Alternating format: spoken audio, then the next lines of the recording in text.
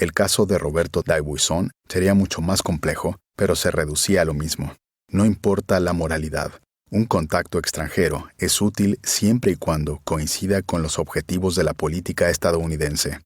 Daibuisson había sido un comandante de línea dura en el ejército salvadoreño, tan radicalmente anticomunista, tan extremo en su odio hacia cualquier persona sospechosa de ser de izquierda, y tan abierto al respecto que fue expulsado del cuerpo por el bien de la apariencia. Pero, dentro y fuera de la institución de las Fuerzas Armadas salvadoreñas, Daibuisson era una fuerza militar a tener en cuenta, y siempre estuvo cerca de los Estados Unidos. Aunque para consumo público, Daibuisson fue condenado y rechazado por los Estados Unidos. En privado fue acogido y nunca condenado por ningún responsable político clave. Vino varias veces a Panamá y teníamos largas conversaciones, que era evitable e inevitablemente políticas. Era un hombre duro, enjuto y enérgico, anticomunista hasta la médula y de modales opresivamente militares. Caminó y se mantuvo erguido, incluso en situaciones informales. Siempre estaba rígido y almidonado, con los labios fruncidos y apretados listos para lanzar una diatriba. Era evidente que su razón principal para venir a Panamá no era para reunirse conmigo, sino para realizar sesiones de estrategia en el Comando Sur. La inteligencia panameña pudo monitorear lo que sucedía en tales eventos, aunque no fuimos invitados. Había reuniones de planificación con oficiales estadounidenses y salvadoreños, y a veces Argentina enviaba un grupo militar para analizar la situación. En tales escenarios, Daibuisson fue con frecuencia el protagonista. Presentaría su análisis de tácticas y cómo iban las cosas en la guerra, y a cambio, los funcionarios estadounidenses le dieron informes de inteligencia. En una visita a mi casa, trajo whisky y se volvió cada vez más ruidoso y discutidor a medida que avanzaba la noche. «Mira, Manuel Antonio», dijo, «tienes a los comunistas de El Salvador dando vueltas por Panamá todo el tiempo. No entiendo cómo ustedes aquí pueden brindar protección a estos comunistas». «¿Y cómo sabe algo al respecto?», yo pregunté. «Aquí tengo mis propias fuentes de información que dicen que los comandantes guerrilleros siempre están yendo y viniendo cuando quieren». «Vamos», le dije, «en realidad estamos ayudando a San Salvador a dejarlos entrar», le dije de broma. «Al menos cuando están en Panamá no te causan ningún problema». Probablemente estén aquí de fiesta. La vida es diferente en Panamá. Daibuisson no se dejaría intimidar. Podría activarse con bastante facilidad y simplemente se volcaría. Si alguna vez intentara romper con el tema constante de las tácticas en la lucha contra las guerrillas y cómo ganar la guerra, volvería al mismo camino. No, dijo como un loco, casi saltando por los aires. Están dirigiendo la guerra de guerrillas desde aquí. Esta es su base de operaciones, dirigen sus operaciones y recaudan dinero y armas en Panamá. Y aquí es donde tienen su contacto con los cubanos. Lo que dijo no era cierto. Panamá no estaba brindando apoyo al FMLN. Decía que permitirles a venir a Panamá equivalía a nuestro apoyo al esfuerzo bélico.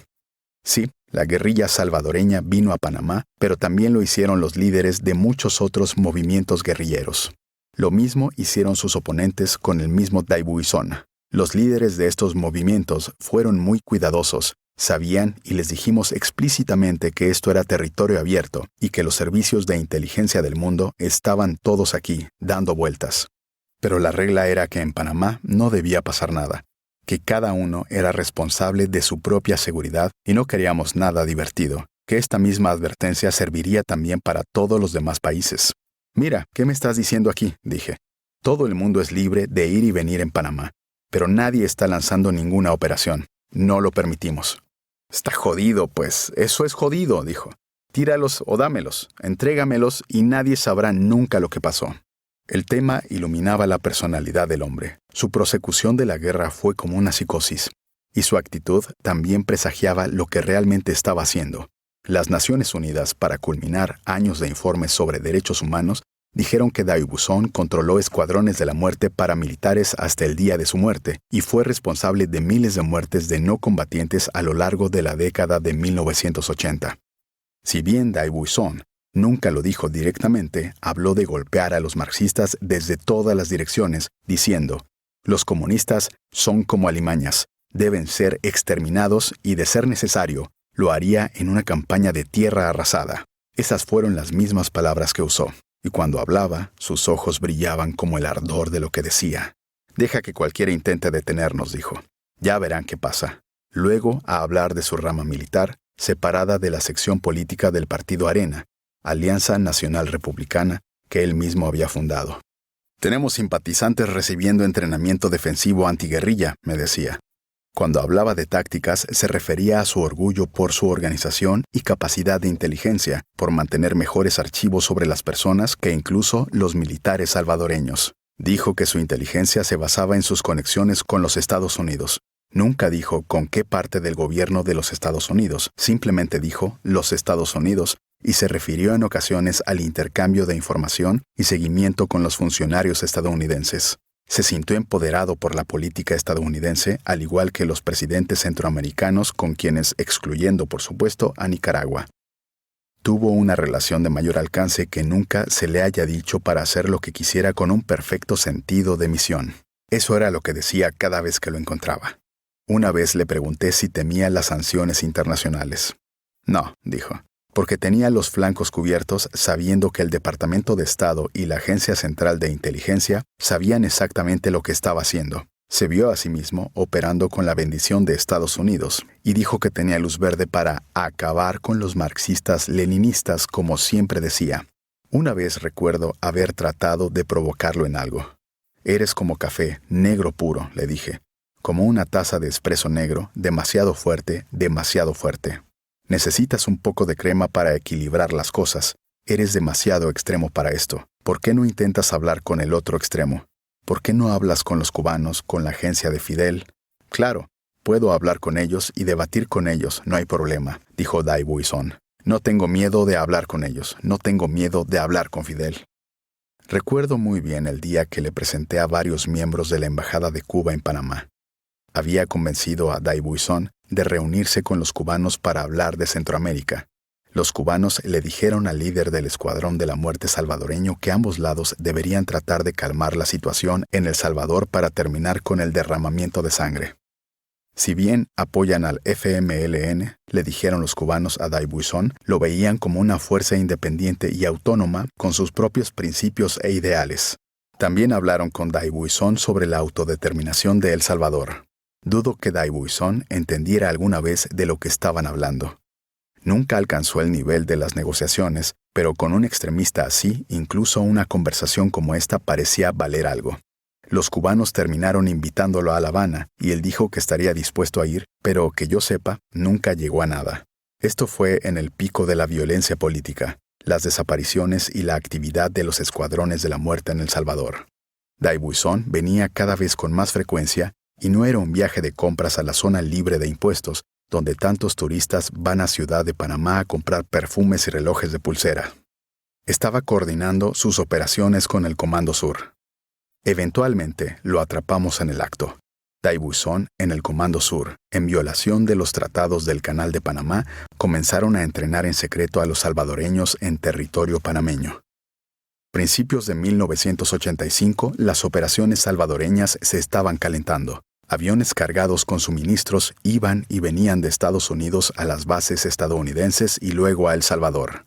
Un día llegaron a la base aérea de Howard unas 2 docenas de hombres salvadoreños sin visa que viajaban como militares, diciendo que iban a un curso de capacitación. El único problema era que la Escuela de las Américas, el centro de entrenamiento estadounidense para policías y militares de América Latina, se había retirado de Panamá y Estados Unidos, y ya no estaba autorizado a realizar entrenamiento militar para extranjeros en Panamá. Entonces, ¿qué estaban haciendo? Nuestro oficial de turno en Inmigración de Panamá lo dejó pasar, pero lo informó más adelante. Presentamos una denuncia redactada diplomáticamente a los militares salvadoreños. ¿Por qué estaban enviando personal a Panamá sin obtener visas? Era una cuestión de reciprocidad por lo menos. Los panameños necesitaban visas para ir a El Salvador. Lo contrario también era cierto. Se interpuso la denuncia y no pasó nada. Luego llegó otro grupo y se les negó la entrada. Esta vez intervinieron los generales del Comando Sur de Estados Unidos, solicitando la entrada de los salvadoreños, diciendo que venían a un curso de capacitación y pidiendo visa. Retroactivamente, los salvadoreños también solicitaron visa en la Embajada de Panamá en San Salvador, diciendo que estaban en una gira grupal y que iban a la zona del canal. Nuestra rama de inteligencia no tuvo problemas en descubrir que estos salvadoreños viajaban con documentos falsos. Si tiene un pasaporte que dice que su nombre es Capitán García, no es demasiado difícil averiguar en San Salvador que no hay Capitán García en las Fuerzas Armadas, sin importar cuánto intente fingir. Pudimos averiguarlo a través de nuestros canales secretos. Nuestros operativos en la zona americana nos dijeron que en realidad se trataba de una sesión de entrenamiento de alto secreto que combinaba instrucción en inteligencia, explosivos, contrainsurgencia, entrenamiento en demolición, tiro de precisión, etc. Los cursos de entrenamiento eran tan específicos que duraban solo 3 semanas seguidas. Esto no era una instrucción general. La gente vino para su propósito previsto, atendió a cada individuo. Los francotiradores tomaron entrenamiento de francotirador. Los especialistas en explosivos tomaron entrenamiento de demolición. Los agentes de inteligencia tomaron entrenamiento de inteligencia. Luego, siguieron su camino de regreso a El Salvador para un poco de lucha por la libertad. Estados Unidos entrenó a los escuadrones de la muerte en el Comando Sur de Estados Unidos.